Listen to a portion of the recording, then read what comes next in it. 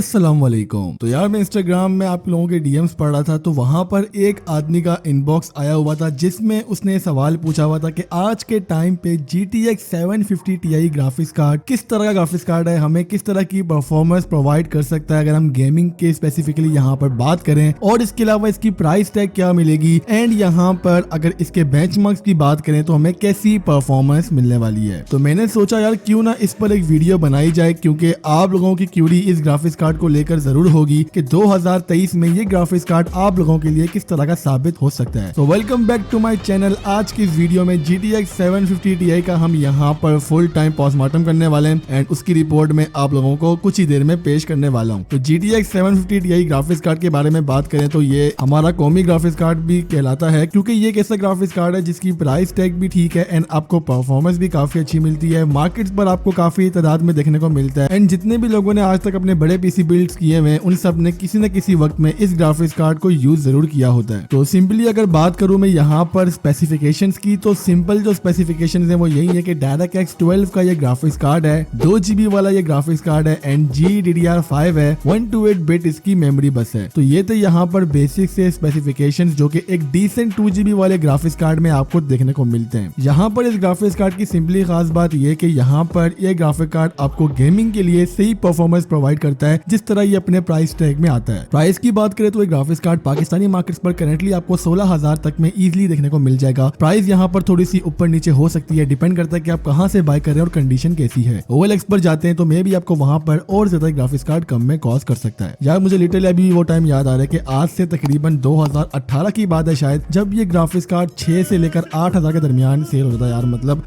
मेरे दोस्त ने उस टाइम पे बाय किया था, अभी वो ये ग्राफिक्स कार्ड खराब वाला 5,000 का बेच रहा है। मतलब तो भाई टाइम गुजर गया और प्राइसेस बढ़ गई हैं, तो ये अभी इसकी करंटली प्राइस चल रही है। एंड यहाँ पर आप लोगों का सवाल ये होगा कि ये ग्राफिक्स कार्ड आपको परफॉर्मेंस किस तरह की देने वाला है। तो यार यूट्यूब पे सर्च करने पर यहाँ पर मुझे जो बेंचमार्क्स मिले वो आज से तकरीबन 10 से 11 महीने पुराने हैं। तो ऑब्वियसली अगर गेम में कोई अपडेट आ चुकी है तो यहाँ पर FPS पर कुछ ना कुछ कमी पेशी आ सकती है। इसके अलावा जो यहाँ पर प्रोसेसर यूज हुआ है वो Core i5 4th generation use हुआ है एंड 4th जनरेशन यूज करने का सिंपली मकसद यही है कि यार ये एक परफेक्ट प्रोसेसर है आज के टाइम पे जो कि मिनिमम होना चाहिए एंड इस प्रोसेसर के साथ ये ग्राफिक्स कार्ड बोतल नेक नहीं करेगा इतना एंड मतलब जो परफॉर्मेंस वगैरह आपको बिल्कुल ठीक देखने को मिलेगी इस ग्राफिक्स कार्ड की। तो चलते हैं बेंचमार्क्स की तरफ।